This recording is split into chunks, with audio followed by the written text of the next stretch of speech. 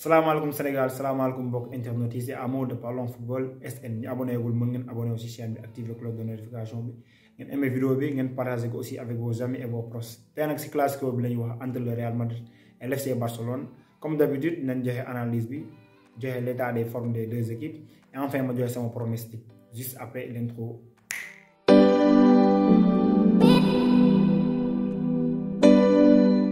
En ce moment ñaari équipe yëpp ñoo ngi en forme avec un Barça qui est très en confiance et un Real qui a une équipe très solide et très soudée. Le Real qui vient d'éliminer en huitième de finale de la Champions League le PSG de Kylian Mbappé, Lionel Messi et le Neymar. Ils ont fait un début d'année 2022 très difficile, ça a été très difficile avec l'absence de Benzema, il était blessé. Donc, mais le Real a su revenir pour faire un exploit contre le PSG. Même aussi, il faut souligner une saison dans l'ensemble de la saison, même si période janvier-février c'était un peu difficile, mais dans l'ensemble de la saison, le Real est en train de faire une très belle saison. En championnat, nous sommes numéro 1.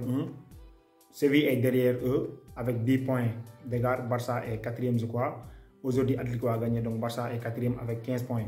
Real a 15 points d'avance sur l'FC Barcelone. Dans l'autre côté, il y a le FC Barcelone. SB est en forme, nous sommes en confiance.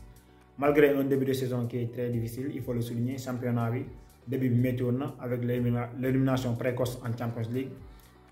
Mais l'arrivée de Xavi a tout changé. Même si Xavi était là, il est éliminé en Champions League. Mais fait que dès le marque commencé à construire l'équipe. Ce qu'il faut souligner, moi, c'est le mercato hivernal, ça a été excellent avec beaucoup de recrues et des très bons recrues aussi. Torres, il est bien. Et Adam Traoré aussi, on n'en parle même pas. Il enchaîne des buts, il double le but en championnat. Et aussi, car on l'a libéré contre Galatasaray. Xavi est en train de construire une très belle équipe.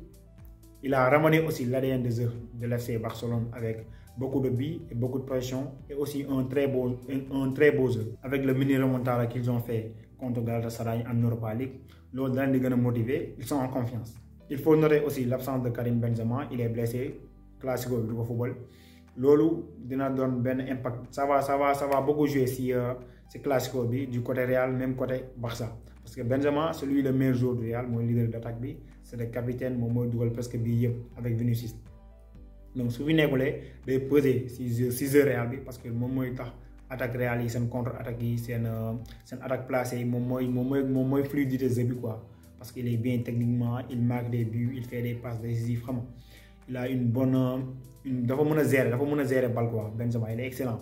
Donc ça va trop jouer, surtout si Vinicius ça va jouer.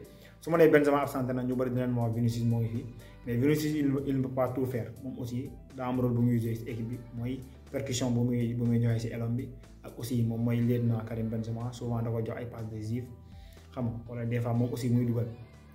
Donc absence Benzema dina marquer parce que Benzema Vinicius bu défé différence ci élan bu centré kan mo mbeuk vous gagnez en retrait même si les autres attaquants sont là, mais ils sont moins performants par rapport à Benzema. Donc, Edouard et Mendy aussi, Fernand Mendy, lui aussi, il va être absent, il va blessé, je crois. Donc, lui aussi, même si le match contre PSG, il a beaucoup de musées, mais il était forfait, il a fait un carton, je crois. Il n'était pas là, le Real a gagné. Aujourd'hui aussi, il est absent. Mais son Mounion, parce que excentré droite FC Barcelone, il y a des bons joueurs qui sont là-bas, notamment Dembélé et Adama Traoré. Ils sont bien techniquement, ils sont rapides. Et aussi, Adama Traoré, il est puissant. Donc Marcelo souvent je ne crois pas que Marcelo doit jouer. Nacho aussi, il peut jouer. Même aussi Alaba aussi, il peut jouer comme latéral gauche. Mais Mendy, parce qu'il est bien physiquement, défensivement aussi, il est bien. Souvent de permettre Vinicius de déborder wala buy def ay 1 contre 1 buy percer du xalat parce que xamna ni défenseur mag mo nek ci ginaaw une personne qui est très solide mo nek ci ginaaw amone aussi absence ça va trop peser même si Nacho peut dépanner là-bas aussi Marcelo je pense même pas qu'il va jouer. Alors bu ñëw côté Barcelone il y a pas trop d'absents. Dest mo absenté, il est blessé contre Galatasaray dafa blessé. Là aussi le problème est que Dani Alves mo joué, même si Dani Alves c'est un joueur très expérimenté. Il peut dépanner là-bas contre Galatasaray. Il a même joué contre Galatasaray. Non, Araujo Mosé. Mais dans le dernier match, il a fait des bons matchs. Des bons matchs. Donc le problème en est que Vinicius il est plus jeune, il est rapide comme les Ousmane Dembélé et les Adama Traoré. Ça va trop peser sur lui. gis nañ ko match Super Coupe d'Espagne bi contre Real Barça. Dani Alves il a été en difficulté contre Vinicius, donc ça aussi il faut le souligner. Peut-être dina nekk benn tournant match bi. Alors comment faire pour gagner ce classico? Moi je crois que ça va jouer sur la bataille de la possession pour mieux dominer son adversaire et contrôler le rythme du match. Ce qui va engendrer une nouvelle bataille, moi la conquête du milieu de terrain. Équipe bu gagner milieu de terrain bi yow yaa gagné yow yaa dominer sa adversaire yow yaa joxe rythme match.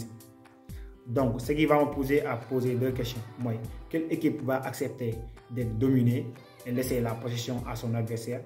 Et quelle équipe va mieux profiter de cette situation d'être dominée pour procéder en contre et renverser la situation en sa faveur?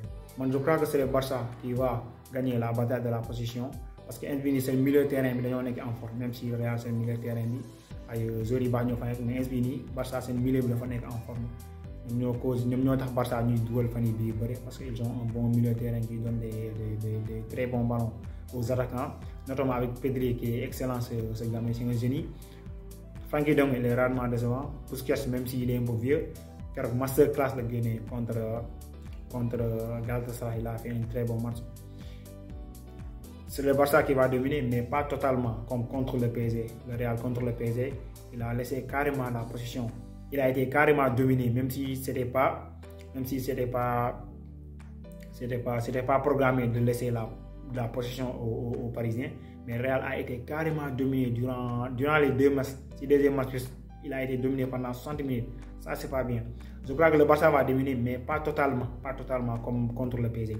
Alors, le Real, il a un bon milieu de terrain, même si Casemiro cette année n'est pas en forme, Toni Kroos aussi. Une saison c'est un peu moins. Luka Modric une saison qui est excellente, même s'il est un peu vieux, mais il est toujours là. Donc c'est le Barça qui va dominer la position, mais pas trop. Alors, c'est ma deuxième question que je me pose. Bonne équipe moi gën profiter aussi domination maintenant être dominé pour procéder en contre. Je crois que c'est le Real.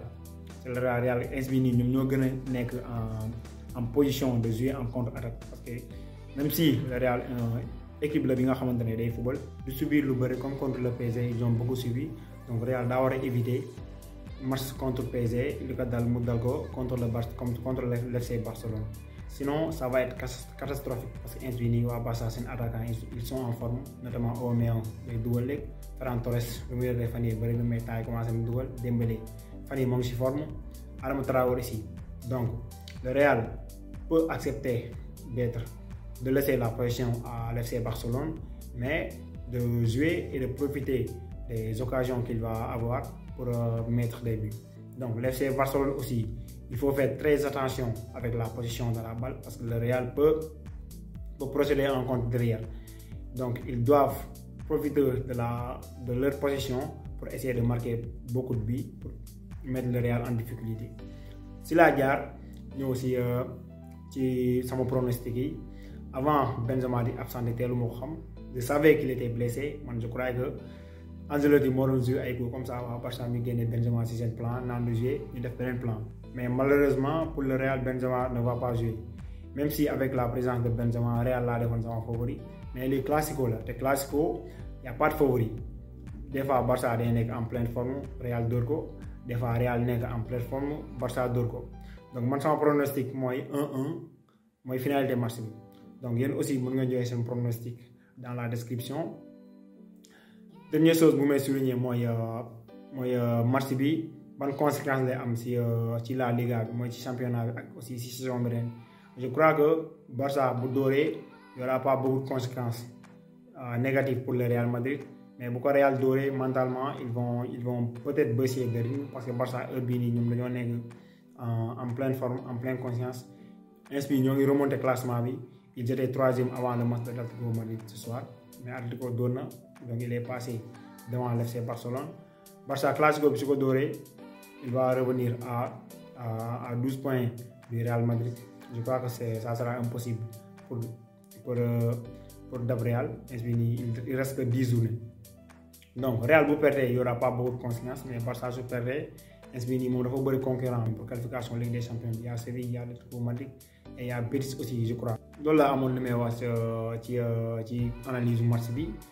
joxe naa sama pronostic yéen aussi mën ngeen joxe seen pronostic si classement bi sama abonné y a beaucoup de supporters de FC Barcelone et du Real Madrid ku nekk mën nga joxe sa avis ci commentaire bi mais aussi dinaa joxe aussi classement probable bi pour le Real je crois que Courtois moo nekk si camp yi axe bi danañ am Militao ak Alaba latéral droite ñu am Carvajal gauche ñu am Nacho je crois même si Alaba peut jouer à gauche par exemple Alaba su demee gauche Nacho moom mooy ñëw si axe bi c'est possible comme ça Alaba moom mooy gën a am impact offensivement que Nacho même si Nacho il fait le boulot au milieu de terrain c'est classique les trois vieux ñoom ñooy nekk si milieu de terrain bi Casemiro maintenant il faut souligner que am na léegi 30 ans de ñun seen âge boo ko boolee xaw ma 100 et quelques années la ñoom trois alors ñëw si attaque bi kii moo fay nekk Vinicius je crois pointe bi mooy nekk problème je ne sais pas peut-être Bale mooy joué foofu na parce que Bale am na benn match Ancelotti essayé na ko pointe mais depuis boobu ba léegi Bale joué même benn match Bale joué ko